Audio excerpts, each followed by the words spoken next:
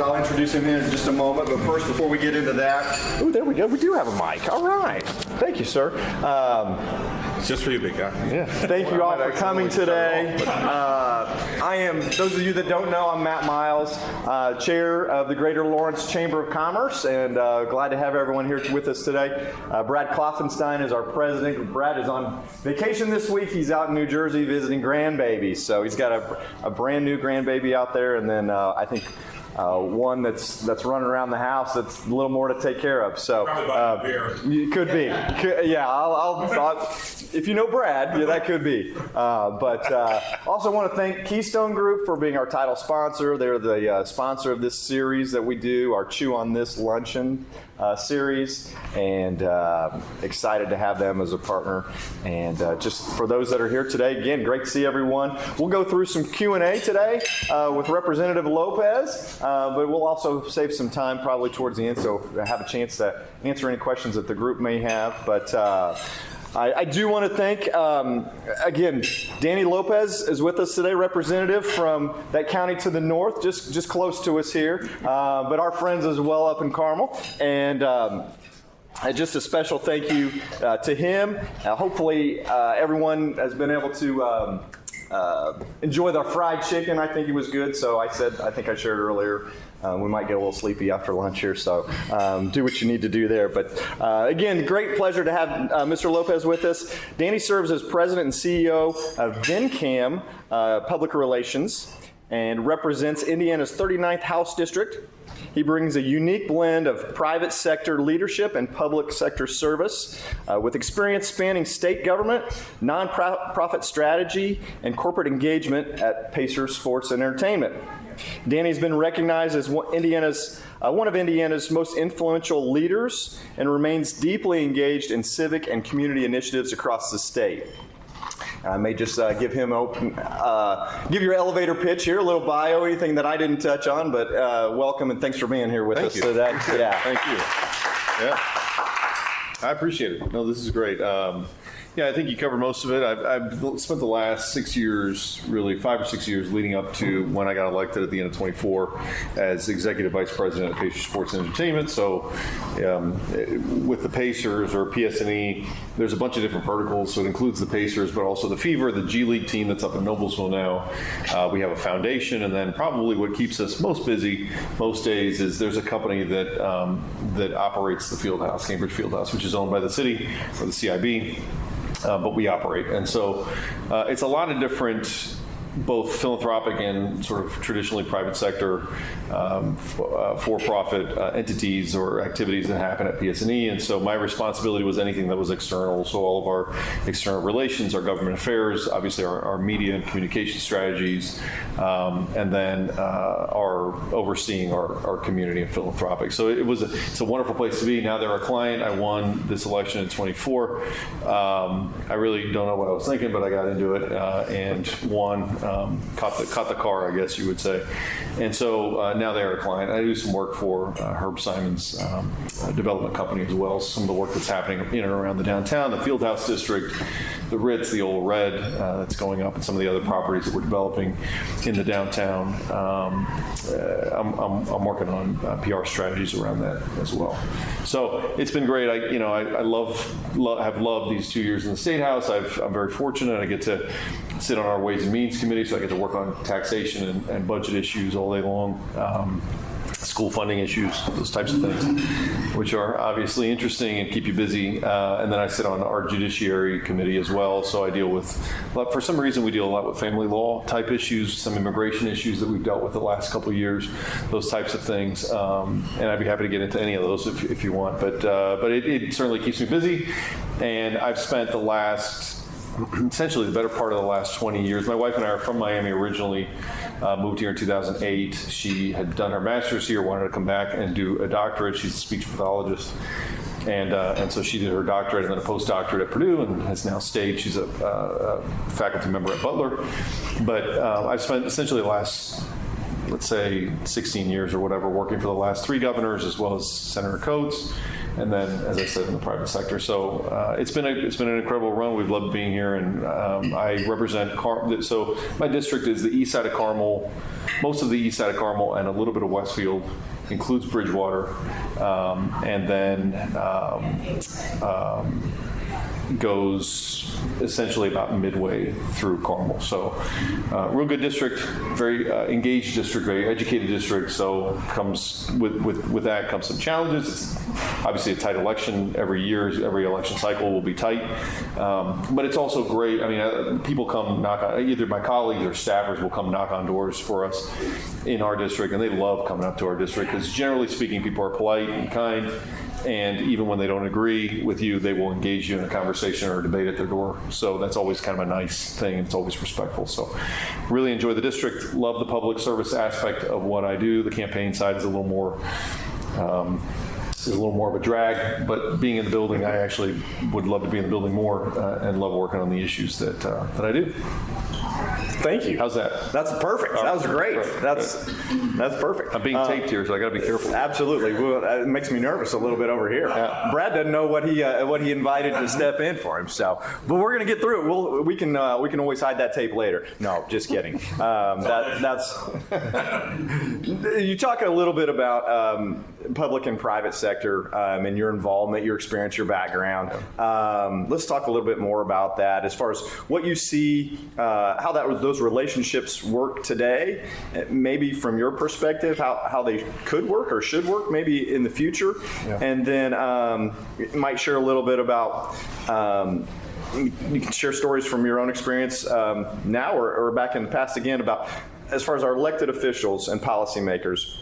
Are there times that they fail to understand, or what might they fail to understand about private sector and the way it operates? I know we got a mix of both kind of here in the room, so share a little bit about that. Yeah, well, I'll start with the end there, the last piece of that question. I mean, I think one thing that generally is a challenge for some of the folks on our side in the caucuses or whatever to understand is, you have so many different businesses, small businesses, medium-sized businesses in all kinds of industries in the state of Indiana that have really unique challenges. And I think it's easy because we hear a ton from the Eli Lillys or the Cummins or whomever who's downtown and has a presence in the State House, or specific industry groups that will come in and have conversations. And so it gives you an opportunity to really better understand some of what's going on in those industries or in those companies. But for smaller companies that don't necessarily have that voice, first of all, that's why chambers are important and still relevant, where a lot of other institutions of its kind have sort of lost a lot of credibility. I think this is, or maybe not credibility, but relevance. I think these chambers are still active, and the reason is because you have a lot of smaller or medium-sized members that do need a presence and a footprint in the State House. I think one thing is, which is not going to surprise you, we ought to be looking at the things. I think everybody, if you ask all my colleagues, everybody would generally agree. But executing against that is difficult. I think we have to be looking at our challenges from a lens of, what do we want our state to look like in 2035 or 2040 or 2050? And then our policy should largely sort of work in that direction. If you think about tax policy in the state of Indiana, it's sort of a hodgepodge of reforms or relief that we've provided over the years. A lot of it very good, a lot of very hard votes taken, so I don't want to minimize that. A lot has been done. But, as we think about where we want to be in 2040 with our population, well, if, as an example, if we want to grow folks who are, mid-career, younger families in Indiana, which seems to be our lifeblood. I mean, it's the only way, growing those populations, the only way we're going to continue to grow as a state. Well, then our tax policy needs to reflect that, and shifting the tax burden from older folks onto mid-career professionals is something that we ought to be really heavily debating. And that's just one example. And I think part of the challenge with that longer-term thinking is that, and this won't surprise you, I think everybody knows that intuitively, but folks who live in 2 or 4 year cycles generally aren't precluded, or aren't predisposed to be thinking that way. And so that sort of strategic thinking, as opposed to thinking about, okay, so I heard from this set of constituents at doors this year, now we're heading into an election, or we're heading into a session, so I want to work on these issues, is two very different things. And that might be one of the reasons that you've seen a lot of the sort of direction generally over the last 20 years at least. I think that's changed some, but the direction for the state from an agenda standpoint coming from the executive, not necessarily necessarily from the legislature, even though the legislature in our Constitution is far more powerful. And I think part of it is because that ability to sort of weather the ups and downs of the political space is generally a little easier in the executive. I think, obviously, I think you all know this, but just the constant communication on behalf of the business community or even the nonprofit community to us is really important. I mean, Jim can speak to this, but there are so many really complicated issues. We tend to be generalists in the legislature, right? I mean, the agency folks, and obviously the folks who do what you do, are experts in your fields, are policy experts in your fields, and we tend to be generalists other than whatever area we work in on a daily, in a full-time capacity. So for me to understand what's really going on for folks with disabilities in housing, I have to hear from you. Otherwise, I can do my own research, or I can hear from other legislators that I engage with, but I need to understand that, and the only way I can understand that is by having some engagement coming from the private sector. Same with Medicaid or public health or education. I mean, we don't generally live in these spaces, so having that constant two-way communication is really important. The other thing too is, and I'll just say this with you,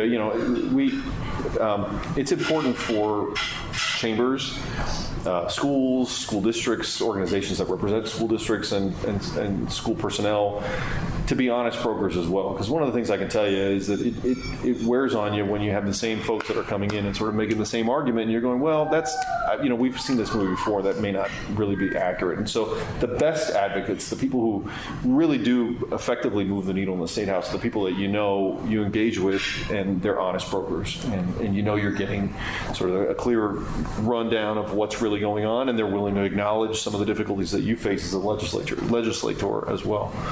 Yeah. What's your favorite part of the job? I enjoy the policy aspect. I like to think I was decent staff. I was pretty good staff. A lot of what I did for the principals that I worked for, was think bigger, think holistically about where they ought to be driving the state or taking the state as a matter of policy or operations at the agency level, and I enjoy that aspect. So for me, number one, when you walk in that building, I know it's easy to get sort of jaded, and you walk in and sort of in the middle of the session, you probably walk in and you're sort of like, oh man, another day in this building. But actually, when you stop and you think about it, and you know this because you're in there every day, it really is a wonderful place. Generally, people are wonderful. The staff and the executive are great. Our staff are fantastic, good people. It's an honor to get in there and be able to do some of the things that we get to do as working on some of these policy issues. And the fact is, we've had 20 years of what I would call a pretty good run. We've made some really tough decisions over those 2 decades. But those investments have paid off. They've positioned us to be globally competitive for investment. They've, this cliche about punching above our weight, but we really do punch above our weight.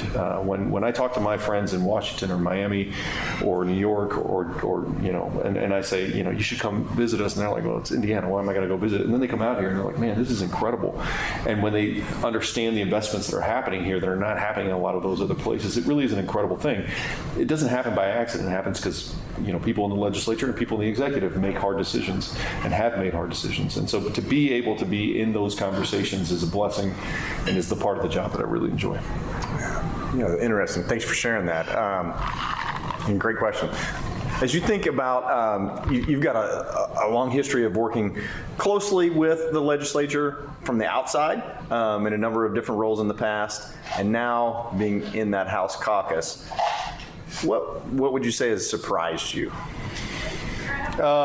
Certainly the environment has changed. The electorate has changed. Let's just be honest. I think for both parties, the electorate has changed. And so that changes the tone sometimes in the building.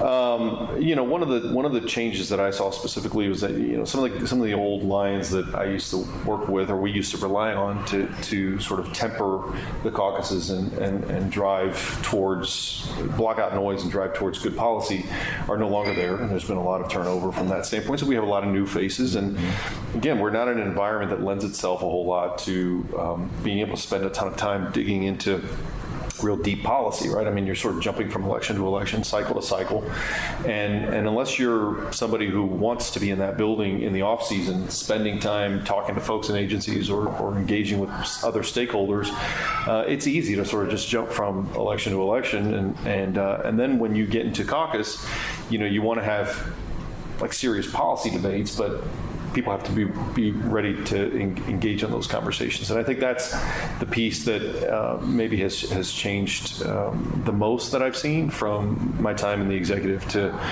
now. It's also obviously different just being in the caucus room. It's a different relationship that you have with folks. And like I said, in these roles, you have a chance to visit with folks in other states that do similar work. And when I was in Miami, we were lobbyists. I dealt a lot with the executive and the legislative branch in Florida. And I can tell you that both on the Democrat and the Republican side in Indiana, we have really good, talented people. I mean, we have people who are thoughtful, good-hearted, want to work. You're not always going to agree with them, but that want to work on these issues and want to be thoughtful about it. And so we're very fortunate from that standpoint. It's great to hear. That's from afar. You don't really know, like, hey, what's it look like behind the scenes? So it's great to get a little. I mean, Jim can speak to that. I think everybody gets along. I think there's a lot of the misnomer the misconception is that there's this massive division between the parties and nobody talks to each other or whatever. Certainly there's some sharp elbows on some topics, but most of the stuff we do is consensus. Most of the stuff is bipartisan, or a lot of it is unanimous.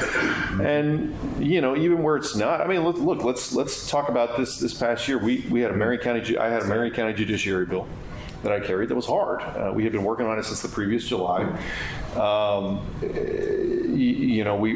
We imposed some things on the Marion County Judiciary. We worked very closely with them to get their input, if not buy-in. And it changed when it went to the Senate. And when it went to the Senate and changed, and some people will say for the better, some people not, but when it came back, it was a little bit of a different bill. And that became a contentious conversation with some folks because of the aspects of the Marion County Judiciary that we were talking about. But I have a wonderful relationship with Greg Porter. I have a wonderful relationship with Chair Pryor, and I was able to talk to them, and they still weren't happy, and I still got lit up on the floor. But afterwards, I went over and said to Greg, "Hey, thank you for your comments or whatever." And that's that. I served with Greg on the board of the Sports Corp. So it's I think it's okay that we have. People generally don't like this, right? They say, well, it should all be sort of kumbaya. That's not how this is going to work. And by the way, I don't think that's healthy. I think it's okay that there is some real hard fights on the floor and in caucus and whatever. I think that's totally fine, but we need to do better at keeping it civil. We need to do better at not making it personal. I think that's where a lot of people just disengage with politics now. It's okay if it's hard. Let's just not make this personal. Yeah, it makes perfect sense. So, kind of spinning that, looking forward, what do you see as some of the most pressing issues facing our state or on the local level, our communities?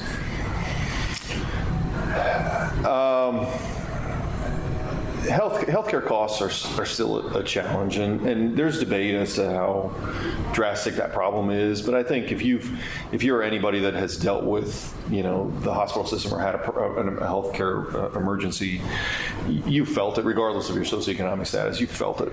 So I think continuing to push our hospitals, which, by the way, I think are really important from an economic development standpoint in our state and are generally good actors, and I enjoy working with them. But I think continuing to push them to find those efficiencies, find ways to deliver that care in a way that's more affordable, but also push our insurance providers as well to meet halfway, I think is a challenge that we're going to have to continue to struggle with. And by the way, it's a place where it's a little frustrating because we don't control all the levers. The feds control have a lot of the oversight responsibility for the insurance industry, and so that sort of handcuffs us from what we're able to do on that standpoint. So from that standpoint, so that's always going to be a challenge. And by the way, 2030 is a very serious Medicaid cliff that we are facing. And so anybody that tells you, well, we're heading into the forecast will be our revenues are going to be forecast, and so we're going to be in a healthier position. I mean, yeah, we should be I think we should be in a healthier position economically or financially than we anticipated being, but that money goes real quick when you've got a hole the size of the Medicaid hole that I think is coming into, that we know is coming in 29 and 30. So just planning for that. I think at the local level, look, we've taken some significant steps in changing local taxation. I don't think there's any doubt about that. It was intentional. A lot of the drive was to push decision making and accountability back on the locals, and have locals eat what they kill. That has impacts on the schools, as you all know better than I do, and I have those conversations. And so what we're trying to do is, and so number one, I think it's a challenge for communities to find ways to exist in this environment, make the case when appropriate and necessary to their constituents that revenue has to be, you got to raise revenue for schools, but also finding ways to deliver education and an education system at a lower cost is critical. And same with our cities and our counties. And I think the constraint that we've put, and which we're continuing to tweak, on locals is going to force everybody to make some really difficult decisions. And so that's going to be a challenge for sure. And we can go deeper on Senate Bill 1 if you'd like, but I think that's coming as well. And then the last thing I'll say is we have to continue, and this is specifically for you all on the business side in particular. I think when we think about the new model of delivering education, there is going to be an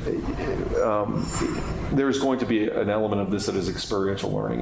We've already embedded that in the system, and some folks will say that the pendulum has swung a little far, but it'll find its balance. But I think most of us would not disagree at this point that there has to be some element of hands-on, applicable learning, at least in the secondary space.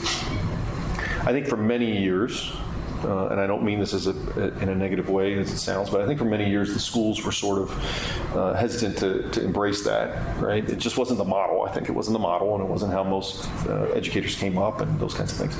I think we're past that. I think most schools and school systems embrace that generally, right? And want to make those relationships work. I think the bigger challenge that we face right now is actually the employer class. I think when you talk to employers, every employer will tell you, oh, sure, we've got a shortage, and sure, we need people, we need quality people.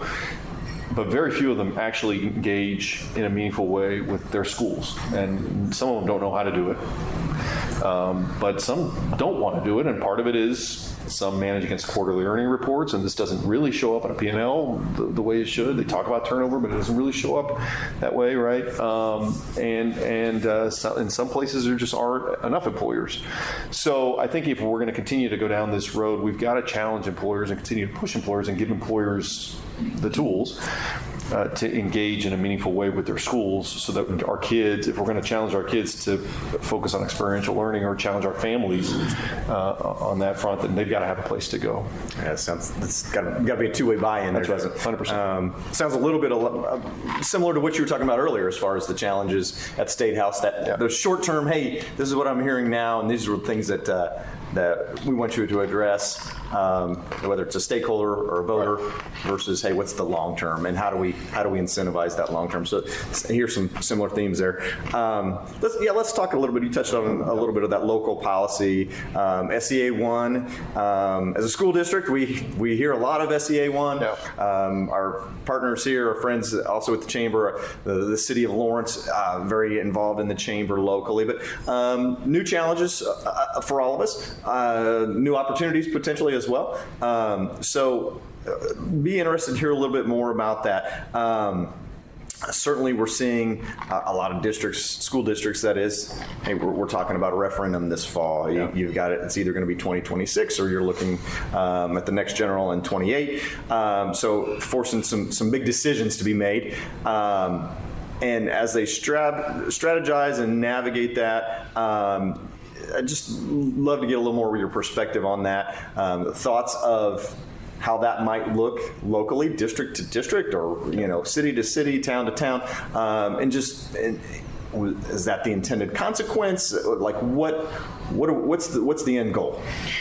Yeah. So let me talk first about what the bill what the reform actually does, or what the intent was for it to do. And again, I can go probably about this deep, right? We've got staff that can go deeper, so I'm not going to editorialize, and if I don't know it, I'm not going to make it up.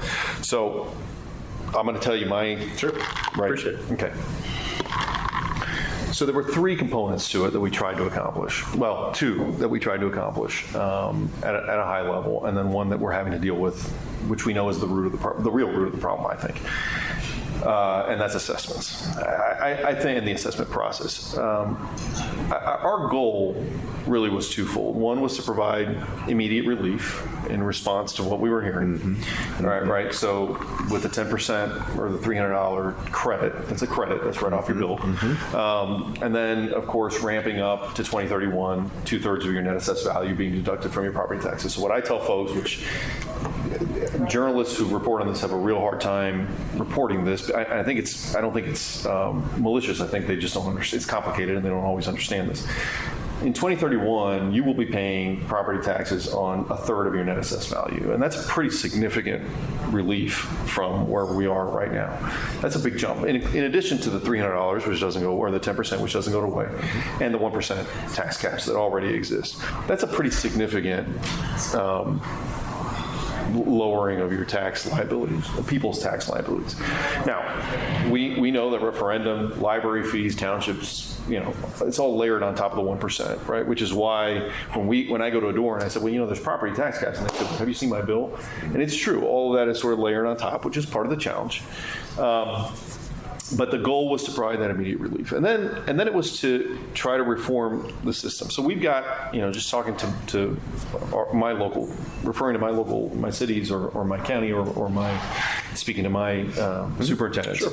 Okay, the levy-based system currently that we have is different than anybody else, any family or anybody else would do finances. I mean, it just is, right? I mean, saying here's what we have today, here's our population, so what does the rate need to be in order to collect this amount of money to keep doing what we're doing? It's just not how you would do your home finances. That's not, I don't say, well, I want to live a $1 million life, so I got to have $1 million salary. Somebody's got to pay me. I say, well, here's what I can charge for my work. This is what I make. So now this is what I have to live within, right? Well, we don't do that. We haven't done that under the levy-based system. It's a different system. We also have a system that, and this was part of the chairman's effort to decouple, when he says decouple lit from the levy, right? If you grew fast, if your levy is high, you collect more of the lit that comes from the county, the local income tax that's generated from the county. Well, that just incentivizes levies to go up, and of course, a lot of places are hitting their tax caps. So, as a taxpayer, I'm only going to pay so much, but the levy continues to go up, which means rates continue to go up, which means that allows me to draw down more lit. Well, that's a sort of perverse incentive for locals, for schools, and for governments, for local governments, local units of government to lower their rates and lower their levies, keep government in check.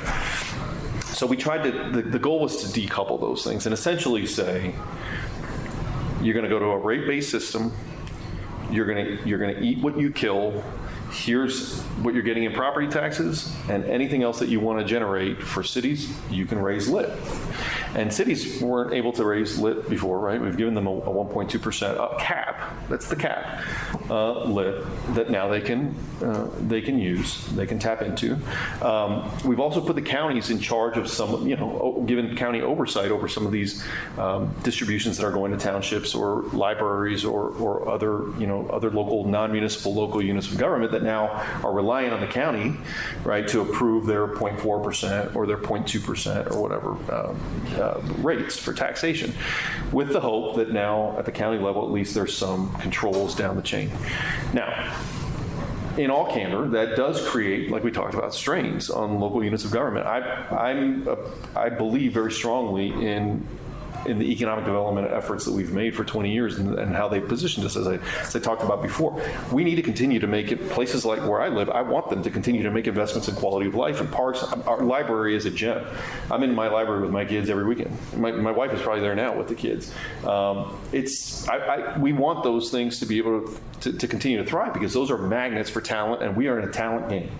The new name of the game is talent, and it has been for some time. And so you got to have places that people want to live in. And that means amenities people want. So we cannot handcuff local units of government to the point where they can't make those investments. But the goal is for local units of government to go to their constituents and go, this is the kind of community that we want to be. This is what that costs. And so here's what we need you to pay. Makes sense. And then locals can hold their local governments accountable. I think there are some tweaks that we're going to have to continue to make. I want to, I know it's very popular with business groups, and so I'm not like breaking news here or anything. Not that I could. But Abdul, but I do want to revisit the conversation of business personal property tax, and we gave a pretty significant BPP cut in when we implemented the law, and I know why. I get it, but man, my communities that I represent are a little better positioned, right? I mean, we have high income earners. We're going to continue to have high income earners. Our net assessed value is going to continue to grow, but we've got places around the state that don't have those built-in advantages and are heavily reliant on BPP. And maybe I shouldn't be concerned about Terre Haute, or maybe I shouldn't be concerned about, Seymour or Gary, but I am. And I look at those communities and I want them to be able to thrive. And if the only source of revenue in the near term is a tax on business equipment, then I think we ought to think carefully about what the step that we've taken there, and we still have room for again, we don't actually implement. Cities and counties are not adopting LIT until 28 for 29. So there's still another budget session this year that we can tackle this and tweak.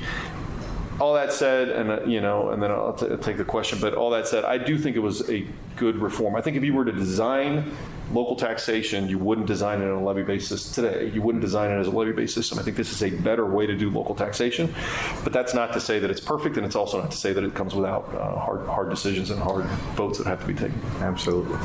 Yeah, we've got a few more minutes here. I definitely will come to your question, Rob. Damn it, I tried to get to the end. I know, right? Run the clock out. Well, we can also talk about the Bears trying to come to Indiana. They're going to be called the Region Bears. Is that what I heard? Hammond. The Hammond Bears. Okay.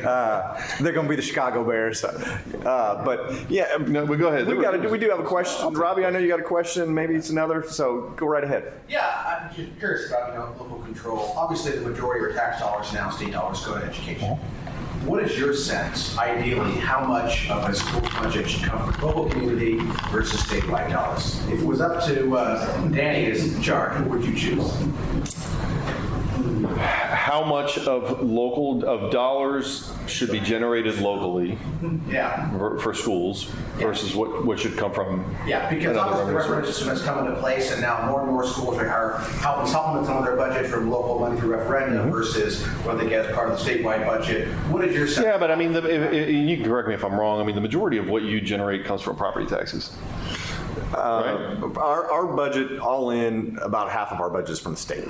From the state. From the state by way of just the funding formula. Funding formula. Sure. Correct. So student support. Student support. Yeah. Okay. So I mean, look, I don't know that we've got a problem there. And I'm not somebody that loses my mind about referenda, because to me it's a feature, not a bug. And if locals, if a community wants to fund if education is a priority in that community, and the schools can go to their community and make the case, then that's the way property tax guys were designed, and that's the way it's supposed to work. And I don't have a problem with that. I don't necessarily see a problem in the split. So I'm not sure that that's the piece that I would reform right now. But you do have, let's look at, not every county is the same, and this is what's a problem. So, you've got CAGIP counties right now that have a real, you look at Hendricks County, right? That does receive a lit distribution. They are taking it on the chin from reform directly, not indirectly like some other counties. And immediately, right, exactly right. So I think there are things like that have to be addressed that are much more concerning to me than the actual split that we have currently. Good question. Question? In the current political climate that we're in right now, particularly here in the state of Indiana, between Diego Morales' issues, Micah Beckwith's issues, Tom Rikita can't keep his mouth shut, how difficult is it for you guys to do your job and and focus on the things that matter and impact people's lives with all this sort of background noise. I mean, I think are you asking for me? Yeah. I can only speak for me. I can't speak for others. I mean, this sounds Pollyannish, or this sounds like a rehearsed political answer. It's not. I look at this as public service. I got a lot going on, right, that I put on pause to do this because I look at this as an opportunity to continue serving my community, my state. I don't spend a ton of time on social media. I don't read the cheat sheet because I don't read the gossip, and I don't read, which is great, by the way. And I don't get into the drama of the back and forth. I don't get into Twitter wars when somebody says something on there about, it's rare that I comment on there. I don't comment on other people's posts. To me, like, I'm going to keep my head down. I'm going to keep working on policy that I enjoy. I'm lucky that I live in a district that rewards that pragmatism and wants normal. Right? Not every district, I guess, is like that, but my district wants normal people to go there and just work hard and try to get things done. So I believe that I'll be rewarded for that. But the day I'm not rewarded for that, then I get my life back, and that's okay too. So I'm not, as long as I'm there, I'm going to work on the policy stuff, and I really do block all the other stuff. I couldn't tell you what's going on with that. That's why I asked you your sense. I couldn't tell you what's going on with the delegates. I don't talk to any delegates. I just don't have time nor the appetite or stomach to get into that kind of thing. So I think if you're disciplined and if you're doing it for the right reasons, you can keep your head down and block out all that other stuff and let other people make all the noise out. It doesn't bother me at all. I wish some of those comments wouldn't happen, and when I see them, I'm like, man, I kind of roll my eyes. But if, you can spend your entire time in office just fighting on Twitter if you wanted to, but that's just not. I'm not going to do that. It'd be a full-time job, wouldn't it? Well,